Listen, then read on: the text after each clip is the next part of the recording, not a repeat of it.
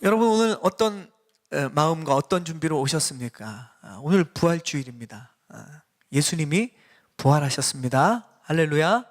아멘. 부활이 여러분에게 어떤 의미입니까? 오늘이 여러분에게 어떤 의미인지 참 궁금합니다.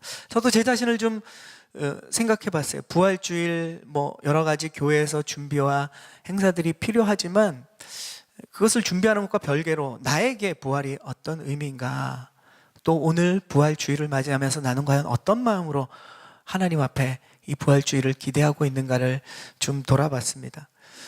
예수님이 죽으신 이유도 우리를 위한 것이고, 예수님이 부활하신 것도 우리를 위한 것이죠.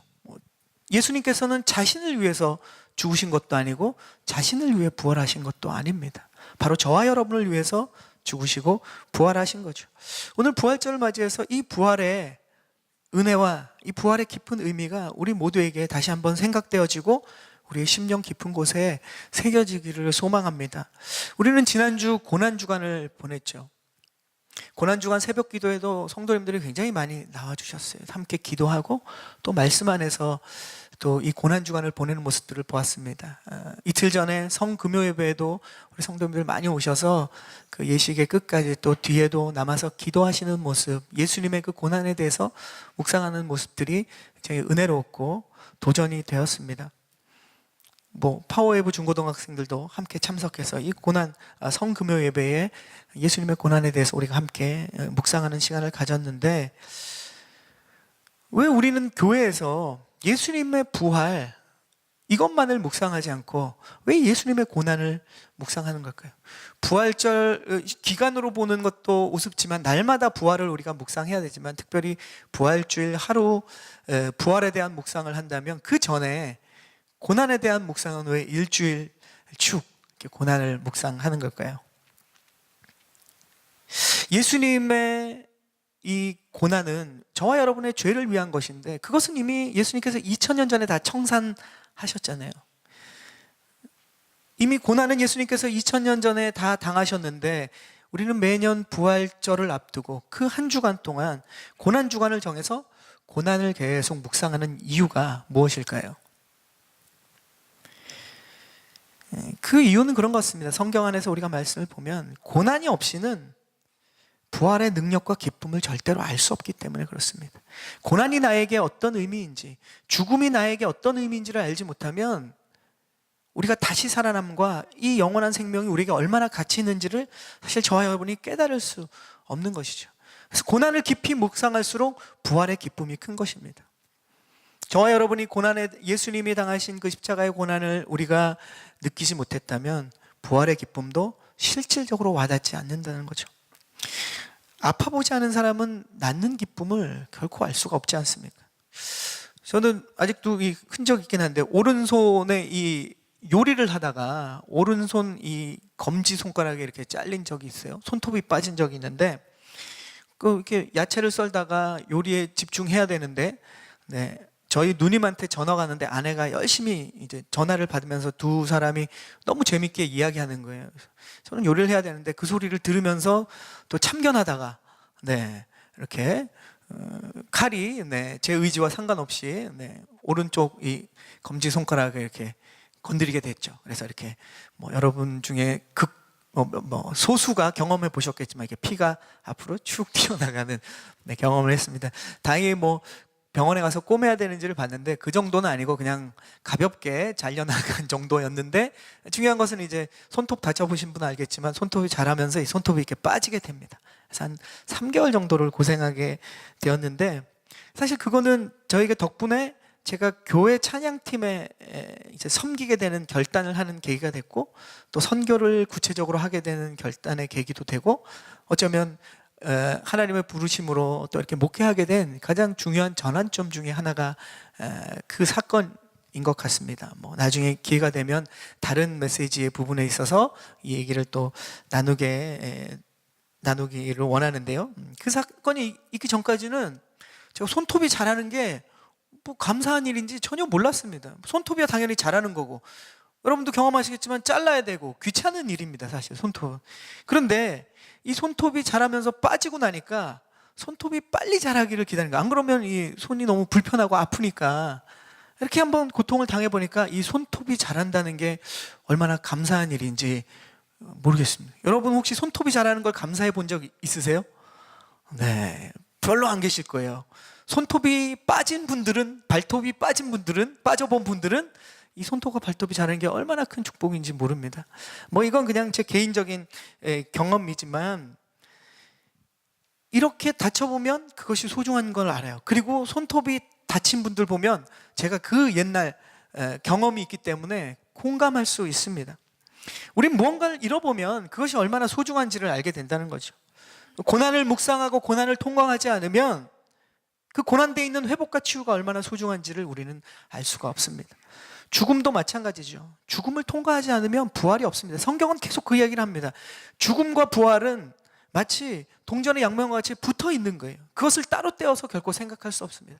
깊은 죽음을 묵상할수록 깊은 부활을 묵상하는 것이고, 깊은 죽음을 묵상함이 없이는 부활도 없는 거예요. 이 두 가지는 무엇이 더 중요하냐가 아니라 같은 것입니다.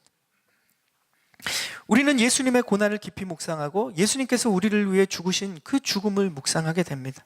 그래서 예수님과 함께 죽고 예수님과 함께 살아나는 이 부활의 기쁨을 경험하게 되는 것입니다. 우리 모두는 죄 때문에 죽을 수밖에 없다는 것을 깨닫고 인정해야 되죠. 그래서 예수님과 함께 죽고 예수님과 함께 살아가는 것이 얼마나 큰 우리에게 기쁨이고, 이 부활의 소식이 그냥 부활하셨구나가 아니라 이것이 내 삶에 얼마나 소중한 능력이 되는지를 그제서야 우리는 알게 되는 거죠. 그러면 우리는 우리의 회복과 구원의 은혜, 부활의 기쁨을 깊이 깨닫고 체험할 수 있게 됩니다. 또 한 가지, 오늘 부활은 개인의 사건이기도 하지만 공동체의 사건이기도 합니다. 그러니까 부활이 여러분 개인에게도 중요한 사건이지만 공동체의 중요한 사건이라는 거죠. 우리는 공동체성을 많이 잃어버린 시대를 살고 있기 때문에 우리가 공동체에 대한 것을 많이 잊고 삽니다.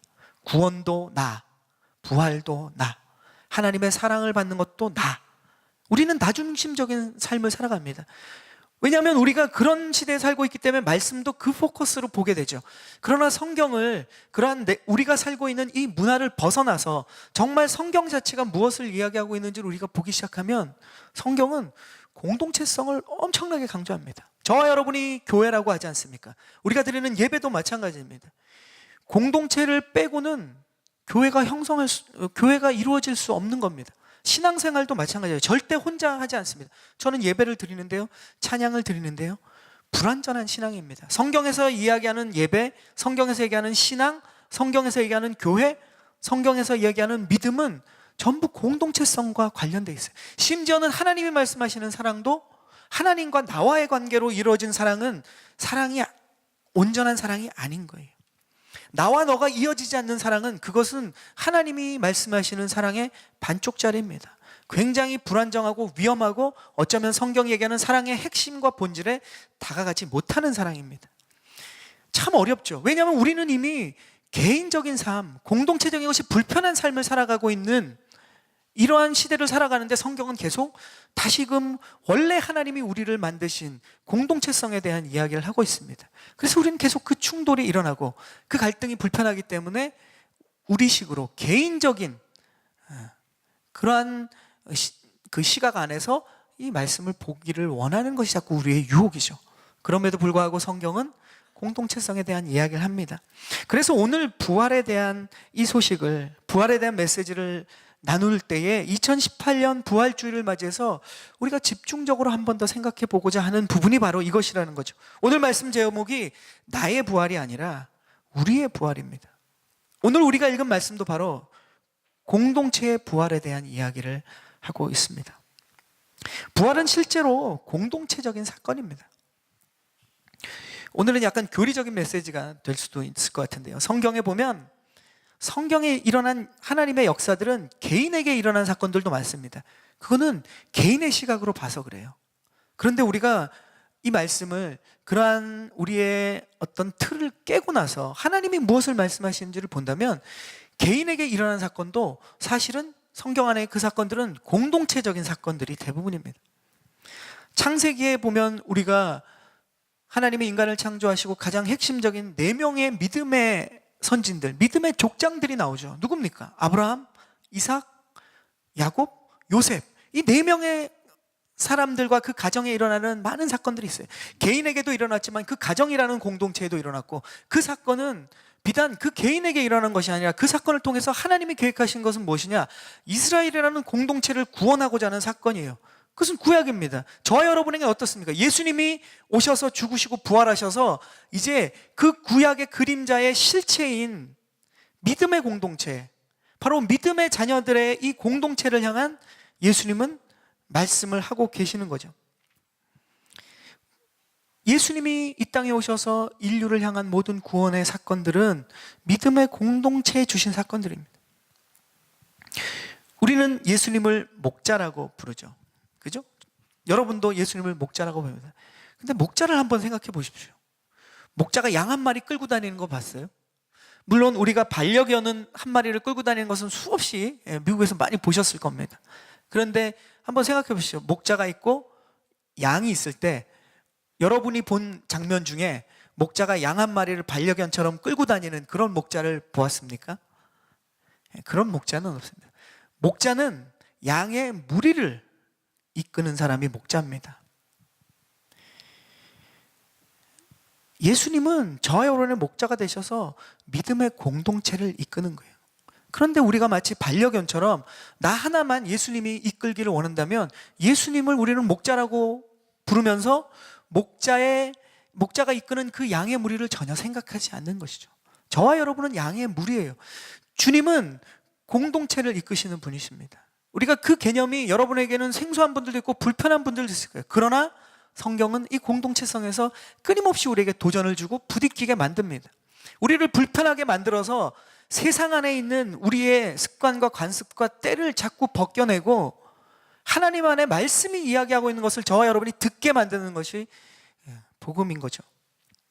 구원의 사건도 개인의 구원을 포함하지만 그것을 넘어서서 공동체의 구원의 사건들을 끊임없이 성경은 이야기하죠. 부활의 사건도 마찬가지입니다. 개인의 부활을 넘어서서 공동체의 부활에 대해서 성경은 말씀하고 있다는 거죠. 오늘 우리가 읽은 에베소서 말씀을 통해서 부활이 나에게뿐만 아니라 내가 속한 공동체, 나의 가정, 나의 교회, 나의 일터의 믿음의 사람들과 과연 이 부활이 어떤 의미인지를 오늘 말씀을 통해서 우리가 잠깐 살펴보기를 원합니다.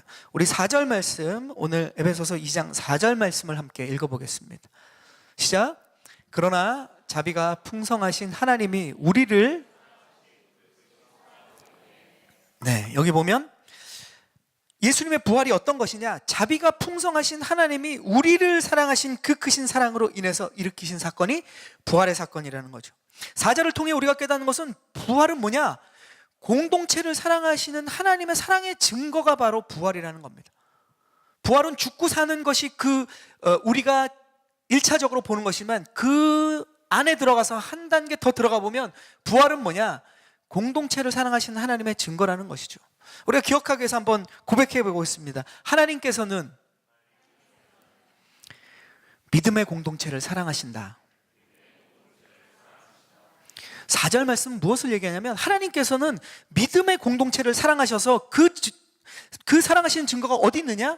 바로 부활 안에 그 증거가 있다는 거죠. 우리는 부활을 보면서 예수님의 부활을 맞이하면서 여러 가지 수많은 의미들을 우리가 발견할 수 있지만 공동체적인 의미를 발견하기 원하는데 특별히 첫 번째는 오늘 4절을 통해서 무엇을 얘기하느냐? 예수님의 그 부활을 우리가 맞이하면서 그 부활을 보면서 하나님이 믿음의 공동체를 사랑하셔서 그 부활을 우리에게 주셨구나라는 것을 우리는 기억해 봐야 되는 것이죠. 여러분도 열정적인 사랑을 해보셨을 겁니다. 그죠? 아직 우리 어린 분과 젊은 분들이 또 계시긴 한데 그분들을 제외하고는 대부분 열정적인 사랑을 해보셨을 거예요. 지금의 배우자일 수도 있고 아닐 수도 있습니다. 사랑하는 사람은 그 사람에게 완전히 푹 빠져 있지 않습니까? 그 사랑하는 순간에 미쳐 있는 거예요, 사실은. 영어로는 crazy라 그러잖아요. 이 사랑에 대해서 항상 그 사람만 생각합니다. 자신의 모든 걸 걸고 사랑하죠.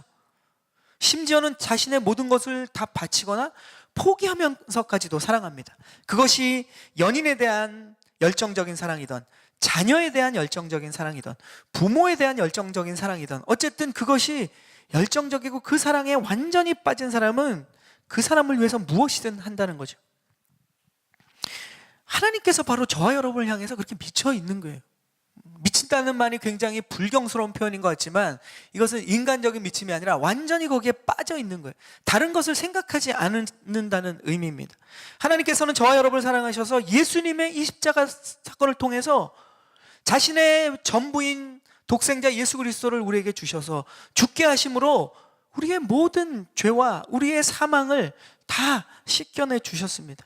예수님의 부활을 통해서 우리가 영원한 죽음의 형벌에 빠지고 하나님과 완전히 분리될 수밖에 없는 그곳에서 우리를 건져내신 것입니다. 이것이 부활이죠. 이것은 우리에게 주시는 최고의 선물입니다.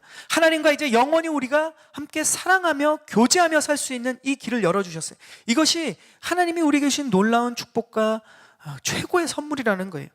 하나님은 예수님의 부활을 통해서 저와 여러분이 속한 그 공동체를 완전하게 사랑하셨다는 것을 우리가 깨달을 때 어떤 일이 일어납니까? 주님의 부활은 내 가족, 내 교회, 내 성도들, 내 이웃, 그리고 나를 넘어선 열방에 이르기까지 그들을 사랑할 수 있는 의지를 만들어줍니다. 우리에게 남을 사랑할 수 있는 의지는 우리 스스로 만들어낼 수가 없어요.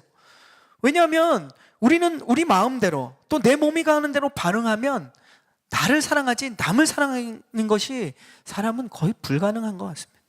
뭐 여러분 중에 어떤 분은 되는지 모르겠어요. 저는 안 됩니다.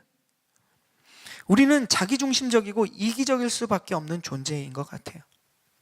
하지만 예수님의 부활을 통해서 우리는 무엇을 만납니까?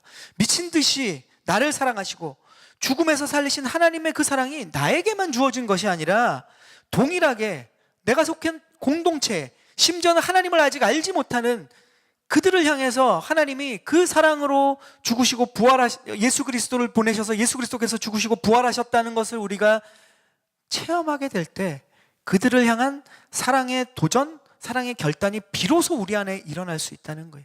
그것을 깨닫지 못하면 우리의 힘과 의지와 능력을 가지고는 이것이 불가능하다는 거죠. 사랑하는 여러분, 부활은 저와 여러분이 속한 공동체를 향한 하나님의 사랑의 증거입니다. 2018년 부활절을 맞이하면서 내가 살아났다, 내가 영원한 생명을 누린다, 이 기쁨 플러스 올해는 내 마음에 공동체를 향한 사랑의 마음이 여러분에게 회복되고 그것이 그 죽었던 부분이 여러분의 심장 속에서, 여러분의 마음 속에서, 영혼 속에서 부활을 경험하기를 주님의 이름으로 축원합니다. 아멘. 이 부활이 우리에게 있어요. 자, 5절을 읽겠습니다. 우리 두 번째 5절 함께 읽어보겠습니다. 시작. 허물로 죽은 우리를 그리스도와 함께 살리셨습니다. 여러분은 은혜로 구원을 받은 것입니다. 자, 5절 말씀에는 부활이 뭐냐? 공동체를 향해서 공동체를 살리시는 하나님의 증거라는 거죠. 따라해 보겠습니다. 하나님께서는 믿음의 공동체를 살리신다. 첫 번째가 4절에 사랑하신다는 것이 부활을 통해서 우리가 알 수 있다면, 두 번째는 부활을 통해서 하나님은 믿음의 공동체를 살리신다는 거죠. 부활은 바로 우리가 너무 잘 아는 것처럼 살리는 일입니다. 부활하신 예수님께서는 세상 사람들에게 나타나지 않았어요. 하나님을 모르는 사람들에게 나타나지 않으셨습니다. 부활하신 예수님의 행적을 보십시오. 40여일간의 행적은 다 믿는 사람들에게만 나타났어요. 그것은 무엇을 얘기합니까? 예수님이 부활하셨다고 그 부활이 예수님이 부활하셨네? 사탄이 계획을 바꿔야지. 그런 적 없어요. 사탄은 예수님이 부활하셔도 계획을 바꾸지 않아요. 그들은 멸망할 때까지 계속 믿음의 자녀들을 그 예수님의 부활의 능력과 은혜를 체험하지 못하도록 방해하는 것이 그들의 역할입니다. 자, 예수님이 부활하셨다는 그 사실만으로 세상 사람들이 변화됐습니까? 하나도 안 변했어요. 이게 무슨 말입니까? 부활 사건이 누구에게 의미가 있고 누구에게 지금 영향을 주고 있는 것을 이야기하고 있습니까? 부활 사건은 믿음의 공동체를 변화시키는 사건이에요. 사탄을 변화시키는 것도 세상 사람들을 1차적으로 직접적으로 변화시키는 사건이 아니라 부활의 사건은 믿음의 사람들을 살리고 변화시키는 사건입니다. 그래서 부활은 예수님의 부활을 믿는 저와 여러분과 같은 부활을 믿는 사람들을 변화시키는 것이 바로 부활의 능력입니다. 그리고 그것을 통해서 예수님의 살아계심과 예수님의 부활을 전하게 하셔서 2차적으로 세상을 변화시키게 하는 것이 하나님의 계획이라는 거예요. 그러니까 부활 사건은 1차적으로는 믿는 사람들을 변화시키는 겁니다. 저와 여러분을 변화시키는 것이, 믿음의 공동체를 변화시키는 것이 부활의 1차적인 중요한 능력이라는 거죠. 마찬가지로 예수님의 부활은 지금 이 시대에 하나님을 부인하는 그런 악과 세상을 직접 변화시킬 힘이 없습니다. 힘이 없다는 말이 너무 이상한 말이지만 사실 변화시키지 않는 거예요, 하나님이. 그러니까 세상의 눈으로 보면 세상 사람들은 부활에 힘이 없네, 이렇게 볼 수 있다는 거예요. 세상 사람들은 이스터 그냥 무슨 연휴, 미국에서는, 아니면 뭐 이스터 무슨 크리스찬들이 계란 까먹는 날, 뭐 예수님이 부활하셨다는 날, 세상 사람들이 그 얘기를 듣고 변화합니까?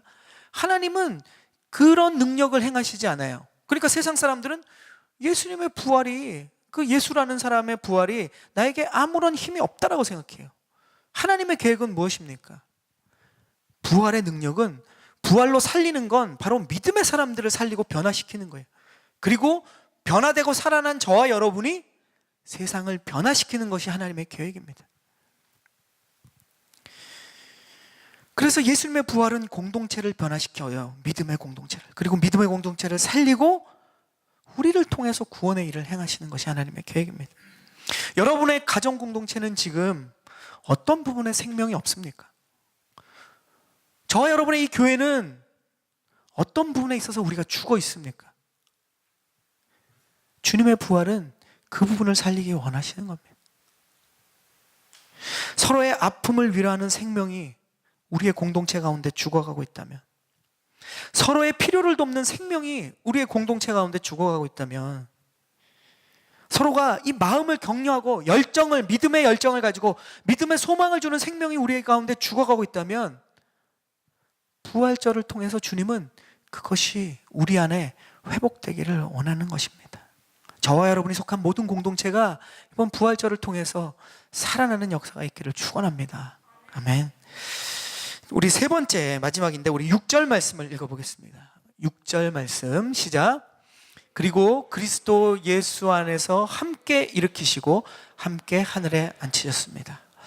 자, 6절을 통해서 보면 부활이 공동체를 살리실 뿐만 아니라 일으키시고 높이시는 증거다라는 겁니다. 우리 따라서 한번 고백해 보겠습니다. 하나님께서는 믿음의 공동체를 높이신다. 6절을 읽으면 우리가 좀 이상해요. 예수님이 죽으시고 부활하시고 하늘 보좌 우편에 앉아 계신 것은 내가 아는데, 우리가 믿는데, 오늘 에베소서 말씀은 우리를 그리스도 안에서 함께 일으키신다 그래요. 그리고 함께 하늘에 앉히셨다 그러면, 저와 여러분이 지금 땅에 있는데 에베소서 2장은 뭘 얘기합니까? 저와 여러분을 예수님과 함께 하늘에 앉히셨다고 얘기해요. 우리가 지금 하늘에 앉아 있습니까? 땅에 의자에 앉아 있네요. 모두 저만 서 있고. 우리는 이 말씀이 지금 우리의 현실과 맞지 않아요. 이것은 믿음의 눈으로 바라보지 않는다. 세상의 눈으로 보면 안 맞는 것이죠. 그러나 에베소서 2장은 무엇을 얘기하고 있습니까? 우리는 이미 천국 시민이 됐다는 거예요. 이미 예수님과 하늘 보좌의 그 영광 안에 우리는 이 땅을 살아가고 있는 거예요. 물론 우리가 마지막 날 우리가 예수님과 함께 그 십자가 군병들의 찬양처럼 우리가 영원히 왕노릇하고 주님과 그 권세를 누리며 영원히 살 것이지만, already not yet, 뭐 이런 말 많이 쓰잖아요. 이미 그것이 우리에게 확정되었고 이미 이루어졌지만 아직 이 땅을 살아가는 동안 우리의 눈의 현실에는 보이지 않는다는 거예요. 믿음의 눈으로 그것을 바라보고 이 땅에서 그러한 하나님이 주신 능력과 권세를 가지고 살아가라는 거예요. 그리고 저와 여러분이 이제 다 이 땅의 생을 마치고 또 주님께 올라가는 날, 그리고 그 마지막 날부터 우리는 이러한 영원한 부활의 생명을 누리고 영원히 주님과 함께 다스리며 살아간다는 겁니다. 할렐루야. 그러면 이 땅에서 우리가 살아갈 것은 무엇입니까? 왜 에베소서는 왜 지금 우리가 이미 하늘에 예수님과 함께 우리를 높이셨다고 얘기합니까? 이 땅에서 그렇게 살아가라는 거예요. 우리가 2018년 부활절을 맞이하면서 여러분 어떤 마음으로 이 땅에서 살아갑니까? 패배자의 마음으로 살아갑니까? 영어로는 굉장히 부정적인 단어지만 세상 사람들과 마주칠 때마다 믿는 것을 숨기고 부끄러워하면서 루저로 살아가고 있습니까? 아니면 세상이 뭐라고 할지라도 나는 믿음 안에 살아가고 소망 안에 살아가고 이 부활의 생명과 능력과 나는 주님의 자녀로 주님이 주신 권세와 능력과 축복 가운데 살아간다는 그러한 자신감이 있습니까? 무슨 교만하고 무례한 것이 아니라 우리 마음속의 믿음 안에 그러한 자신감, 그것을 가지고 살아가고 있습니까? 우리 안에 그런 자신감이 있으면 사람들에게 떳떳할 수 있어요. 당당할 수 있어요. 우리는 이미 하나님께서 높이셨기 때문에 오히려 세상 앞에서는 겸손히 우리가 섬길 수 있습니다. 오히려 우리의 마음은 그러한 권세와 능력들을 하나도 갖지 못하고 밖으로는 오히려 대접을 위해서 막 무례한 그러한 기독교인들이 있습니다. 저와 여러분의 어두운 면일 수도 있어요.